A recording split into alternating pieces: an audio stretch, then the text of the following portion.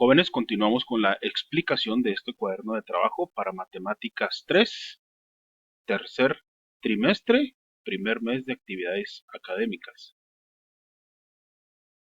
En esta ocasión vamos a trabajar lo que viene siendo la página número 3 de este cuadernillo. Recuerden que el tema principal es seno, coseno y tangente, funciones trigonométricas básicas únicamente. El tema es funciones trigonométricas o razones trigonométricas, también se le conocen con ese nombre.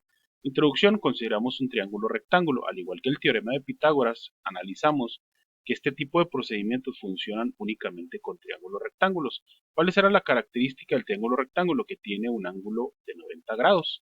En esta ocasión, pues este ángulo recto que se le conoce tiene sus elementos que los cuales vamos a estar trabajando y es muy importante que ustedes los identifiquen. El lado opuesto al ángulo recto, al ángulo de 90 grados, es la hipotenusa, se le denomina hipotenusa, y los otros dos lados son catetos, cateto opuesto y cateto adyacente o contiguo. De esa manera lo vamos a identificar. Los catetos opuestos es el que está enfrente del ángulo que está señalado aquí en color rojo, que es el ángulo A y el ángulo B. Y el ángulo contiguo o adyacente es el otro cateto, ¿sí?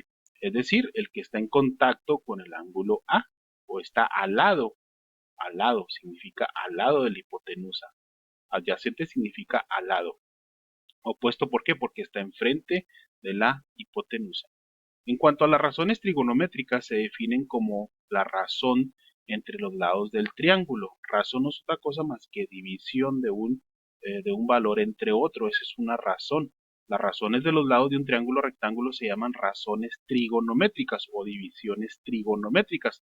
Tres razones trigonométricas comunes o básicas son seno, y cómo se representa en la calculadora, coseno, cómo se representa su abreviatura, y tangente. Estas se definen para el ángulo A, pero también pasa lo mismo para el ángulo B. Si ustedes se fijan, la primera razón trigonométrica que vamos a identificar en esta ocasión es la función seno, opuesto entre hipotenusa, coseno adyacente entre hipotenusa, adyacente entre hipotenusa, y la tangente opuesto entre adyacente, opuesto entre adyacente. Si tuviéramos el ángulo B o estuviéramos buscando el valor del ángulo B, sería lo mismo, seno del ángulo B, opuesto entre hipotenusa, coseno del ángulo B, adyacente entre hipotenusa, y tangente del ángulo B, opuesto entre adyacente. En estas definiciones, los términos opuesto, adyacente e hipotenusa se refieren a las longitudes de los lados, cuánto miden estos lados. Esto es muy importante, jóvenes, que ustedes lo determinen y que tengan en claro esta información. Recuerden, para las funciones coseno y tangente, son las funciones trigonométricas básicas y es muy importante que ustedes a partir de este momento se empiecen a relacionar con la hipotenusa, lado más grande del triángulo rectángulo. Cateto opuesto es el que está enfrente de la hipotenusa.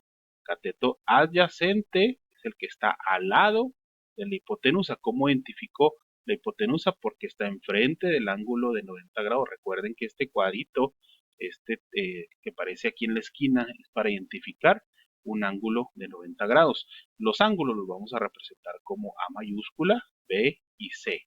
De esta manera, el valor de C yo ya lo conozco. En este tipo de problemas de funciones trigonométricas, jóvenes, vamos a encontrar o bien el valor del ángulo A o el ángulo B, o bien el valor de los lados de la hipotenusa, cateto opuesto y cateto adyacente. Esto es lo que se trabaja en lo que viene siendo las funciones trigonométricas o razones trigonométricas. Vuelvo a repetir, una razón trigonométrica es una división, por eso opuesto entre hipotenusa, adyacente entre hipotenusa y opuesto entre adyacente. De esta forma, jóvenes, es la explicación de la página número 3 de este cuaderno de matemáticas, tercer trimestre, primer mes. Continuamos con la explicación ahora de la página número 4.